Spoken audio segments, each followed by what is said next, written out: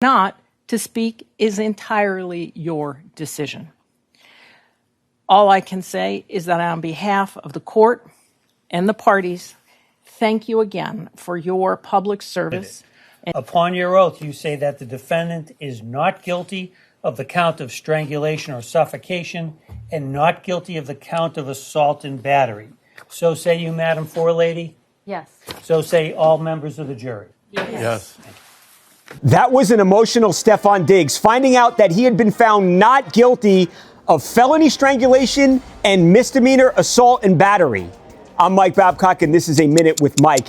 That was just moments ago, and it was an absolutely massive moment for the NFL superstar who was facing up to 5 years in prison if he were to be convicted. But as we now know, he will not spend even a single minute behind bars because he was not guilty. Now, at the end of the day, this wasn't much of a decision at all for the jury, who deliberated for less than 90 minutes. At the end of the day, it was very clear that this came down to the testimony of Jamila Adams, who said that in December of 2025, that after a dispute over money, that Stefon basically beat her up and choked her so bad that she could barely even breathe. But clearly, the jury was not buying it. Now, it was her testimony that the whole case rested on, and she was all over the place at times, not answering questions or answering questions that hadn't been asked of her. And very obviously, the jury wasn't buying her decision.